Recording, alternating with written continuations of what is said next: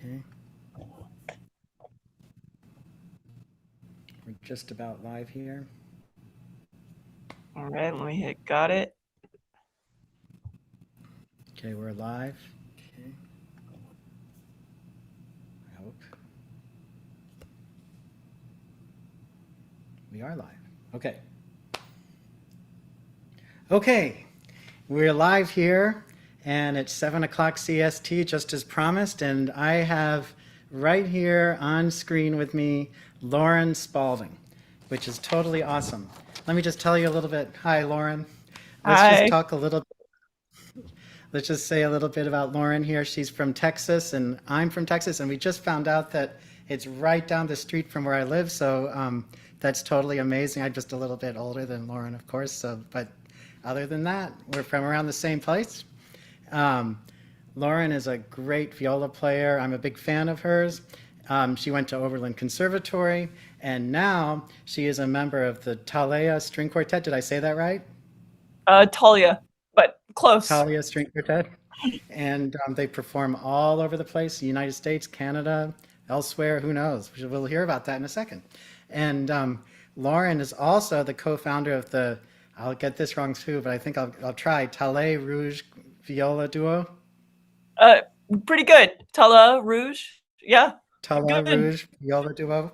And that's with a fellow violist named Aria. I won't even try to say the last name. Why don't you say it, Lauren? It's Aria Cheragosha. Perfect. And it is a Cajun and Persian viola duo, and they play music from composers around the world, and they play beautiful things. They arrange things. We'll hear about that too. And amazingly, they are now the ensemble in residence in 2023 and 2024 at Dumbarton Oaks, which is a Harvard Research Institute in Georgetown near Washington, D.C. I know it is a place where they had one of the greatest some sort of summits ever, so it's a great place, and it sounds really prestigious. Lauren's driven by the belief that good music is good music. She harnesses her passion for genre-bending performances to challenge societal perceptions of classical music. That was a mouthful, but that's what's written on my sheet over here, so I thought it sounded awesome. So, Lauren, let's start with you as a young girl, and how did you begin playing the viola, and what age were you? Well, good question. It's a little bit complicated. I started in fifth grade when they wanted to give me something, and I didn't want to carry a cello home on the bus. Who would? And violin's a little too squeaky, so I started with the viola, but I may have gotten in trouble a lot at school, and so really didn't start probably until high school that it became something that I was able to do with focus. So, Wow. So you're kind of a late bloomer on the viola. yeah, I think so. I struggled even in high school. I enjoyed it. I would put most of my music in finale and slow finale down to like 25% and play along to learn music, and I had to do a lot of very odd things to learn the music, but I always loved it. Well, that sounds really smart though, to put it on finale and slow it down. That's really, really creative. So you have a very creative way of learning on the instrument. Yeah, I think so. Well, especially some of the, as you know, Texas All-State etudes are still to this day some of the hardest music I have ever played. Um, Yeah, it can be. so to learn those, especially putting things in finale, helped me make sure I didn't like hear notes wrong or misread things on the staff, and helped me develop kind of a slow but rhythmic understanding of things. So it was a it was a method I had to do at that time, and wasn't really able to play a concerto by the end of high school. So I ended up actually going into neuroscience. Neuroscience. Yeah. That's a big thing. And where was that? I went to Trinity University, which is in San Antonio, Texas. It's a great place to go to school. I did all sorts of principles of algorithm and design, which was a really hard computer science course and took a lot of psychology courses and a lot of early bio courses. Um, but then I went to my very first chamber music festival, after the second summer, so my sophomore year of college summer, and I had my first real chamber music experience, and I was like, "Oh, this is what I'm gonna do." So, And so you then that's when you decided to become a viola player.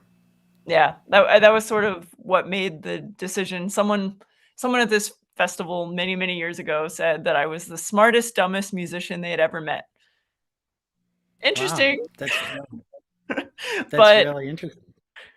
it sort of, like, inspired me and helped me find a little bit more confidence in, um, chasing the music that I loved to play, and I sat down and practiced 8 hours a day, basically Wow, until college auditions, and now I'm a violist. wow.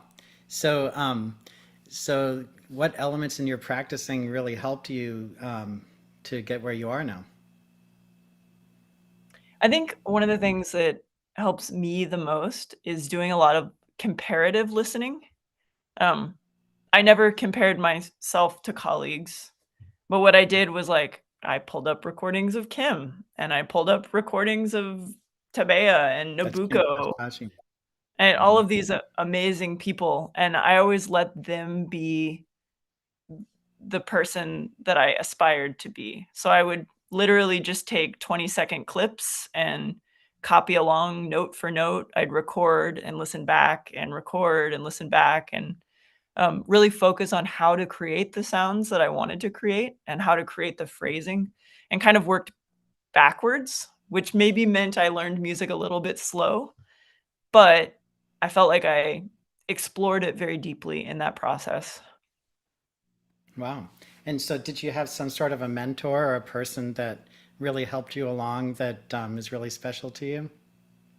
I think my superhero is Peter Slowick.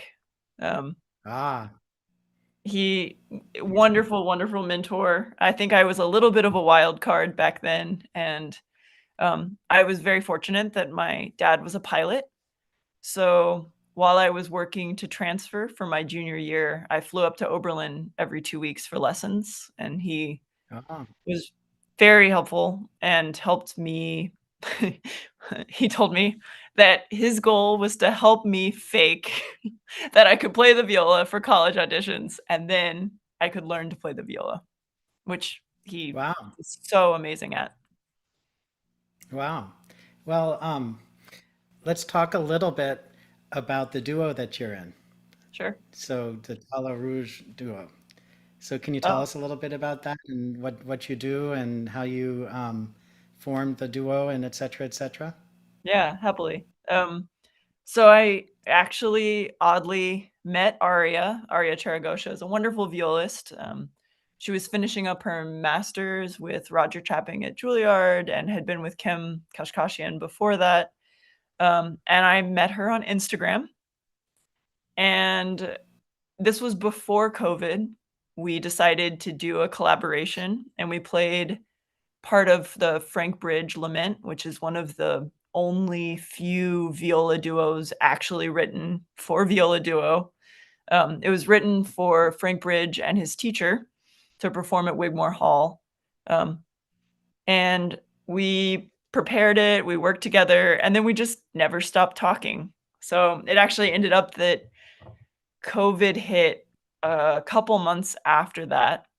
And I was living in Colorado at the time. I had a lot of space. Aria was in New York, and it was not really a great place to be for COVID. So she moved out, and we did viola duos for 2 years, and that was sort of the Wow, start that's of Tala amazing. Rouge. Yeah.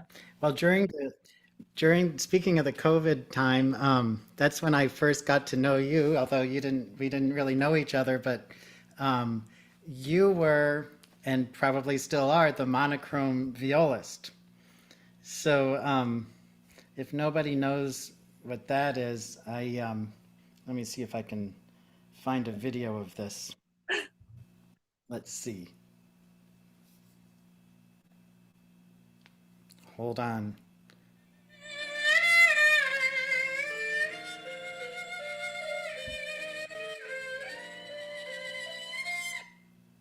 So this video was one that I saw. All the videos, of course, since it's monochrome, are in black and white. And during COVID, these would pop up about every few days, and always wearing some sort of a thing over your head so that we couldn't tell who this was. And I kept on asking my son, who was in Houston at the time, I kept on saying, "Who is this monochrome violist anyway?"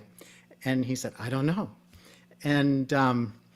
And so I kept on just kind of thinking about it and waiting for that next video to come and waiting to find out who this was and really trying to find out, is it a guy? Is it a girl? Is it this? Is it that? Is it young? Is it old? Couldn't tell. And it was so well done, and doing all sorts of things like playing with toilet paper. Do you still play with toilet paper? I tried to experiment today, and I have to say my skills really have gone down. I was like trying to I think I had really high quality toilet paper back then, cuz let's see. Because the toilet paper was so hard to get back then.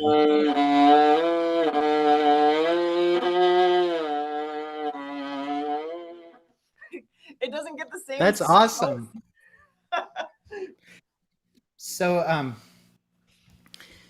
so anyway, does and then you did this wonderful video with the Ballardays. That was fun.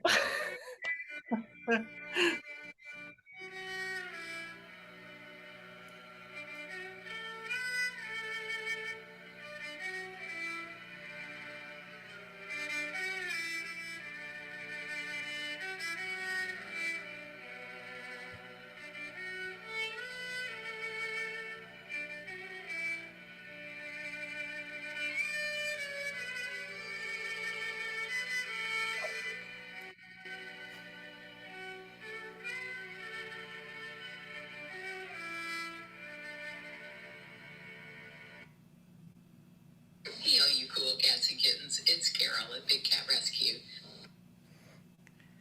So that was exciting to me because hold on, because my son is actually in that quartet, and he told me that you were going to be doing a face reveal, and so that was the face reveal. It was Carol Baskin or whatever her name is, and I was so disappointed, but also amused by it.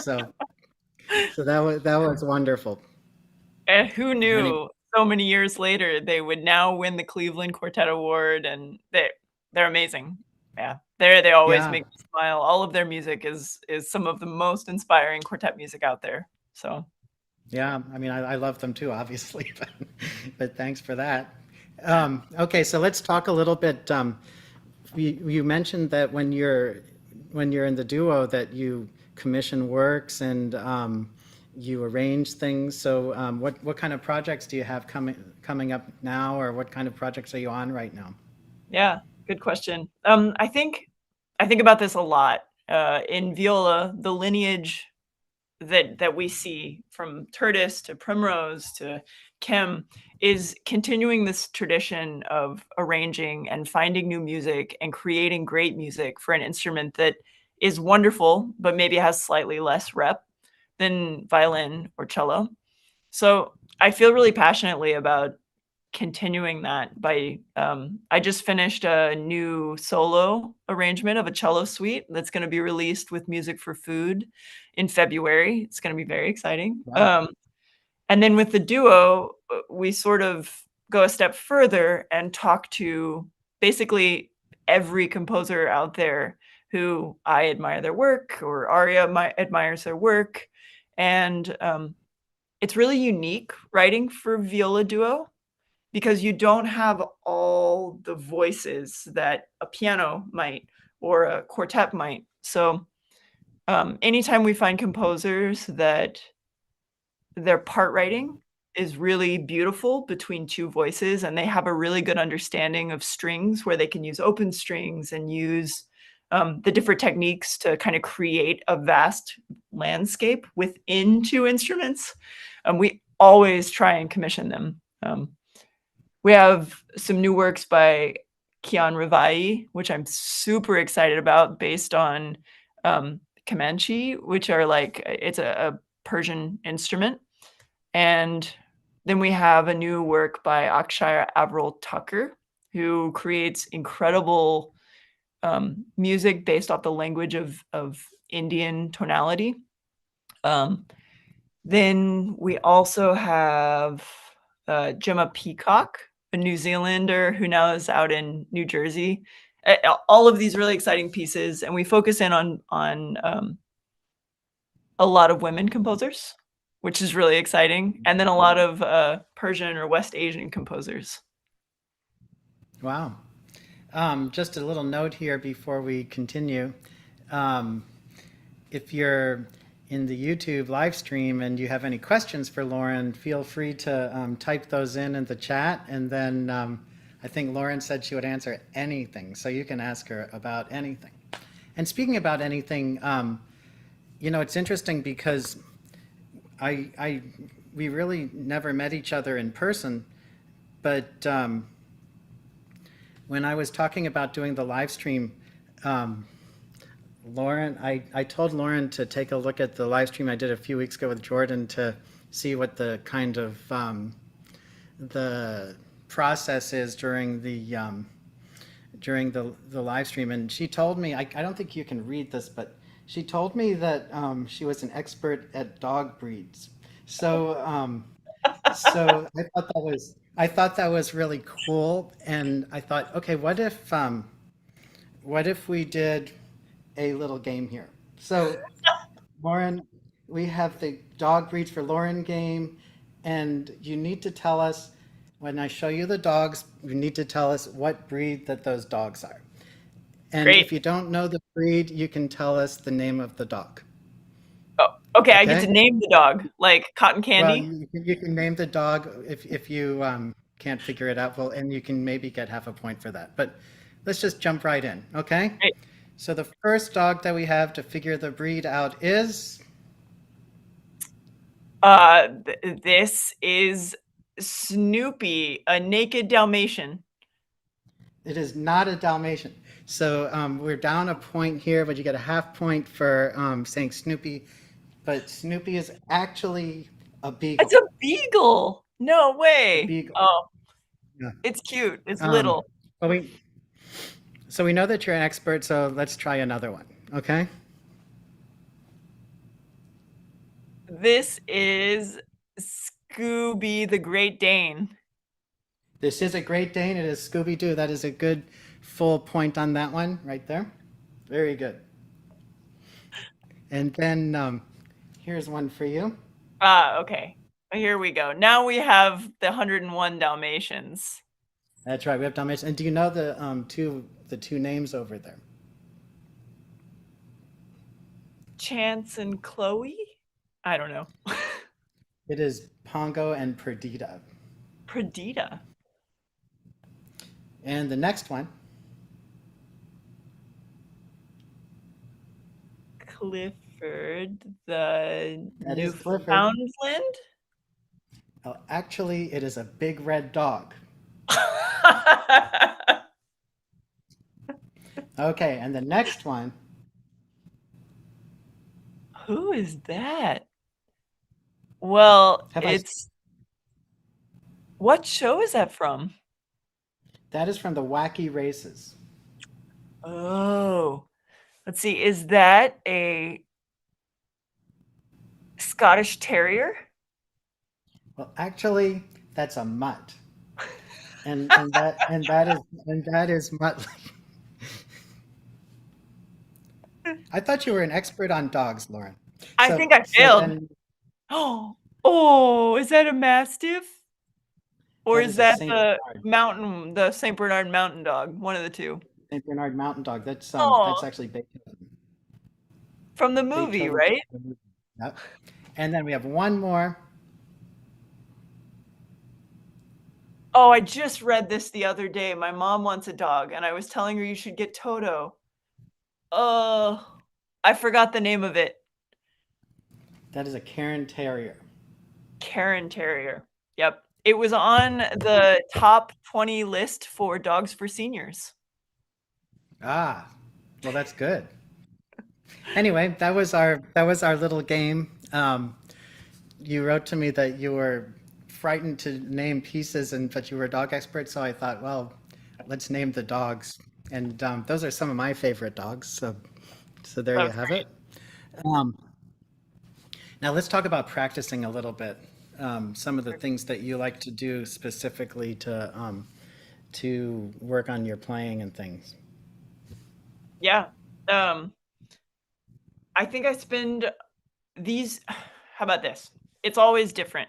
Usually at the beginning of every year, I choose a few things that are I feel weak in my own playing, and then I just like hammer them over and over and over again for that year. So a couple years ago, it was intonation, which obviously is always a battle, but I really focused in on intonation. I did a lot with the little these tuner things, tunables, which is my favorite app. So on Tunable, you can see the vibrato as well. You can see where the vibrato hits. Um, I think last year one of them was vibrato because I just switched to a new instrument and I didn't feel comfortable in the same way I had before. Um, so I worked a lot on vibrato. I worked a lot on feeling comfort and feeling openness and exploring different ways to do that. I think this year it's about ending notes and about spin. So I've been thinking moving into the new year about how to keep the bow moving over bar lines and how to keep the bow moving over phrases so that there's no bow in between a long phrase. Um, and also how to punctuate notes in a really beautiful way. So I've started that. I just was on a plane for the last like 24, 30 hours. Got back this morning, but I think most of that I listened to a bunch of violist albums and just went through and listened to pieces that had a lot of punctuation. And even right before this, I was just copying it. It's just monkey see, monkey do. Can you give an example of one of the pieces that you listened to that had a lot of punctuation in it? Yeah, I just have it open. It's quite simple. It's by Kim. It's called Ulysses Gaze. I think it might be from a movie or something.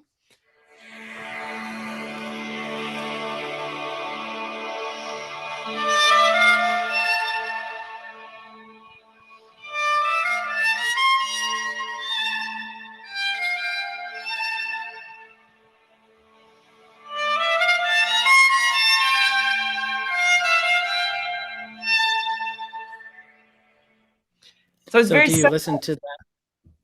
Oh, So good. you listen to that and try to emulate that sound? Yeah. I try so I take it in little chunks. I'll do, like, 1 "ya da da da." I'll just start with that, and I'll play with it in a couple ways, and, it basically just use the instrument as a experiment table, like a science room, and play with bow hair, play with bow speed, play with weight, and see I'll record it while I do it and listen back and forth between the 2. Sometimes I'll even cut the version, cut mine in, put Kim back, put me back, so I can listen to it in full right next to each other, and then, I just do that obsessively for hours. Wow, that's really, really interesting. So, and I think everybody listening, we can really learn a lot by seeing that there's a lot of different ways to practice and a lot of different ways to get to a point that we all want to get to, and that there's not just one way to do things, but that everybody learns differently and everybody finds his or her own way to get exactly where we need to be. Yeah. No, I think that's very true. One thing in addition to that that I'm really focusing on is I'm looking at Dunas a lot.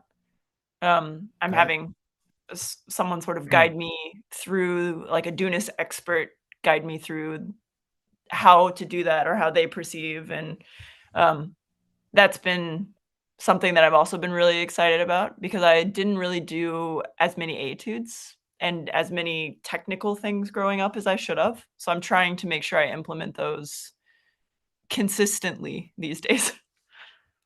So Dunas, just for people that haven't heard of Dunas, Dunas was a he was, I'm not sure if he actually was a physician, but his father wanted him to be a physician. He was a violin player and made him go to medical school. And I don't think he actually graduated because a lot of people say he was a doctor, but I don't think he really was. But he had a great knowledge of the body, and he used that to find very efficient ways to play the instrument, and was all about, you know, what we know about now, about what we all want to have is the relaxation and the natural state of playing the instrument.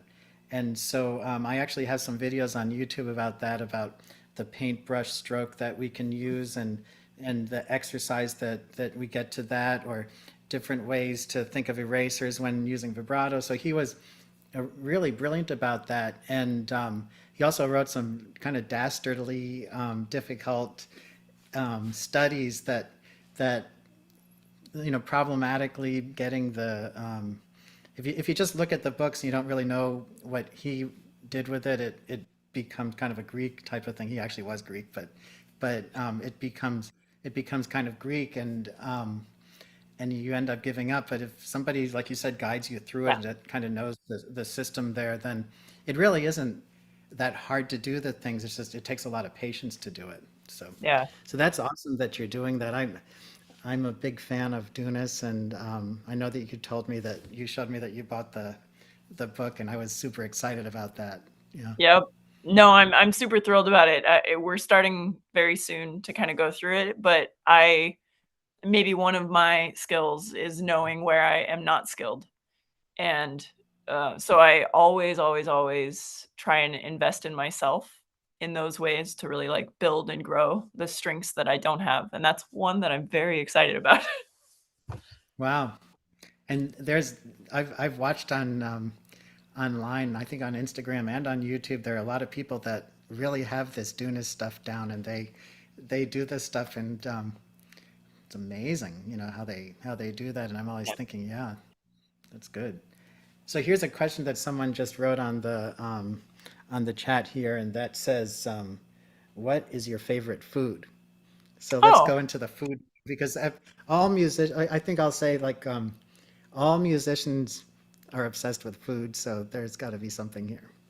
especially on tour, right? I mean, what else is there to do other than practice really hard and then finish and eat? So, uh, well, I have to go back to either some of my mom's Cajun cooking, which is really delicious. We always have gumbo at Christmas. I had it a couple days ago. Or, breakfast tacos in Texas are a big thing. Those of you not from Texas may be rolling your eyes thinking, "Ew, breakfast tacos," but they're actually the best thing in the world, and in high school, they were even used as currency to buy your way out of classrooms, and yeah, I don't know. Breakfast tacos are great. So probably bean and cheese breakfast tacos is my jam. Wow, that's really cool. Thanks for the So when question. you're on and when you're on tour, since you're on tour all the time and you seem to be flying around everywhere, what other things do you like to do while you're on tour? It's a good question. Let's see. I practice.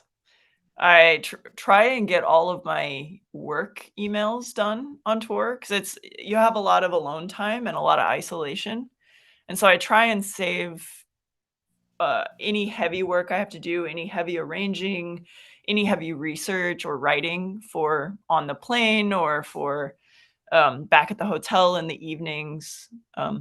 My quartet is Kamiko, specifically, our second violinist, is particularly talented at finding the best food in every city we go to. So I get a little lucky. I don't have to do any of the hard work, and I just kind of follow along and eat amazing food and haven't thought about it at all. So mostly So food. what has your experience been now that you're talking about the quartet? What has your experience been in the quartet that's different than the duo and all the other things that you do? 4 brains is a lot more complicated to make a decision than 2 brains. And so I think that's a blessing in many ways. It's really exciting to see so many different opinions and so many different worldviews. And I think one of the things I value most is learning and the ability to learn, which inherently involves other people. So there's always, one week Chris's vibrato is super cool, and you spend the week sort of digesting it in your own way. It's not a conversation you have. You just sort of, I don't know. It's like monkey see, monkey do. This sort of concept is apparently something I do a lot, um, and so I really enjoy that about quartet. Um, Duo, I think, is slightly different because you have a little bit uh, more soloistic mind going into it. Is it's still a chamber group and there are still moments of that like extreme togetherness, but there's also moments where you kind of pull out and highlight a little bit more than you might in quartet. So I think balancing those two things has been really fun and also really good for me because I've had a little bit more range as to exploring my own playing. I see. So let's go back to your college days, and we're talking about your career. You play in the duo, you do some solo work, you play in the quartet, you do all sorts of things. But when you were in college, what did you envision your career to be when you were majoring in music? Mm. I think maybe before I majored in music even, I thought I was gonna be a neurosurgeon. That was always something I think is fun. I have really steady hands. I play Jenga like a boss. You can ask Aria. Um, but in music, I wasn't really sure. I mean, I think I don't know if I had the most confidence of musicians I know. I don't think I was the superstar of a studio or anything like that. I think I just really loved what I did. I don't even know if I was a very good performer. I got too nervous. So I just really enjoyed spending time alone in the practice room, I guess. So career-wise, I sort of went towards orchestra, and I did that for a while. I subbed with the Colorado Symphony for years and did, a lot of different chamber orchestras. Um, but my passion was always chamber music and quartet. I just always felt like it was a little out of reach. So I was very thrilled that it wasn't.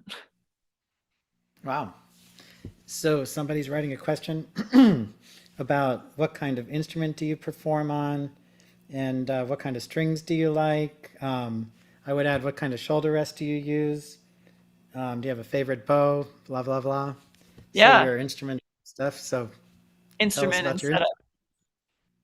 So I'll start with my instrument and bow. Those are the simplest two. I play on a Giulio Degani, um, which was actually a very famous cello maker. And this viola, I happened upon it. Um, the person I was working with to buy this, Robertsons and Sons, sent me some information about it, and it was 15 and 5 inches, and I was like, "There's no way that's going to be my viola." Um, and he said, "You have to try it," and I did, and it's a beautiful instrument. It's super complex.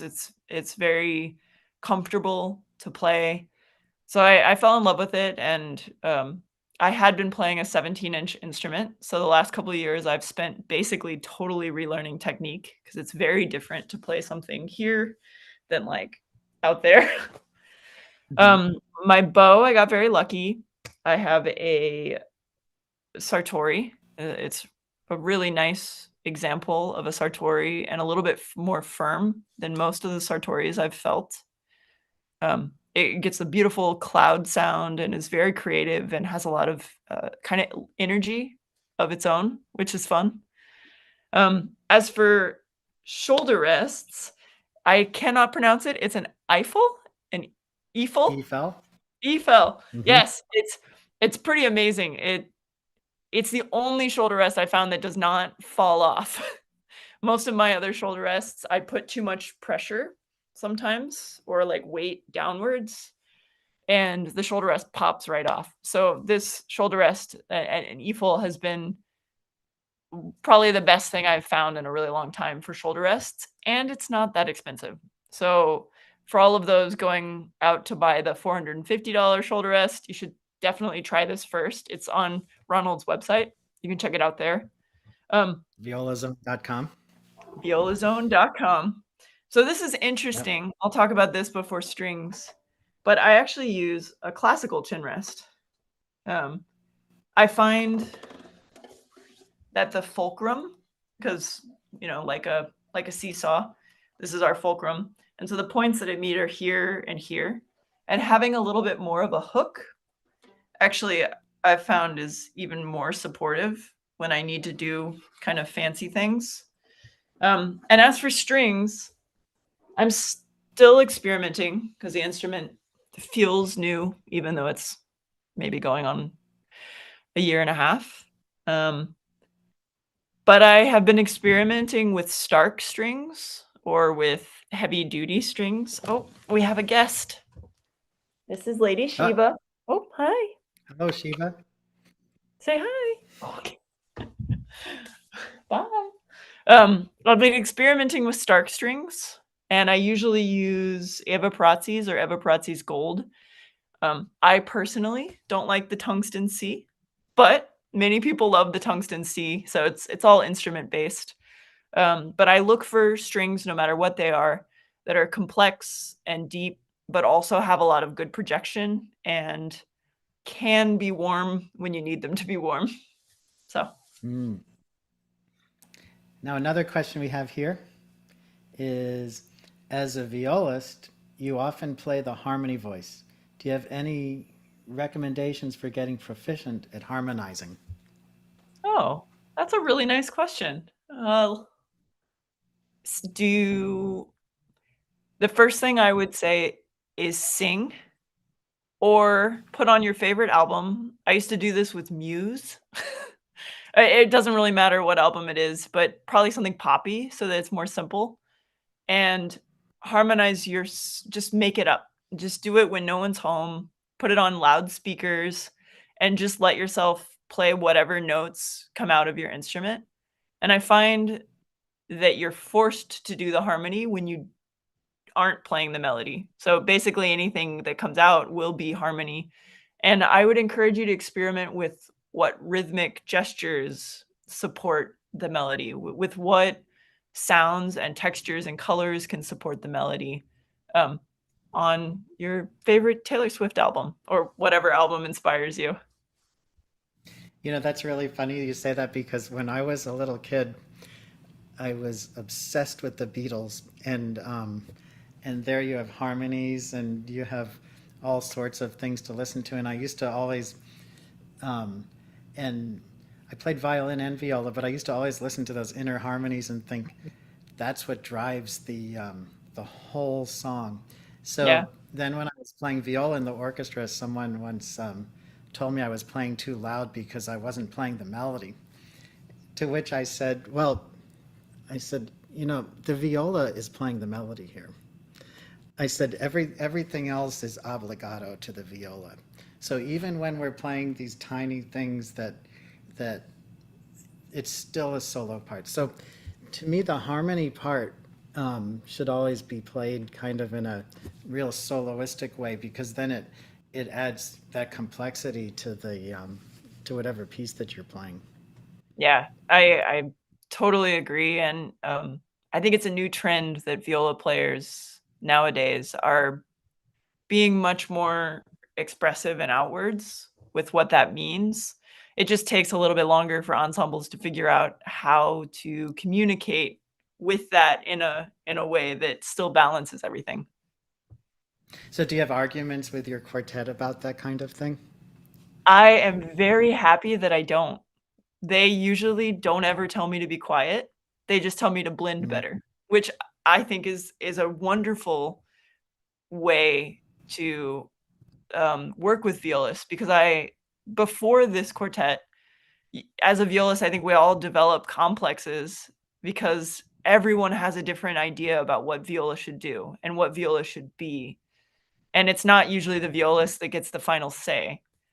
So, you know, we've all been told we're playing too loud or we're taking up too much space or whatever it is. It doesn't really matter. I've had all sorts of nightmare experiences around that, as I'm sure many of us have had similar things. But I'm very grateful that my quartet actually thinks it's really cool and just wants to find ways that we all can work together to create that as a unit. That sounds great.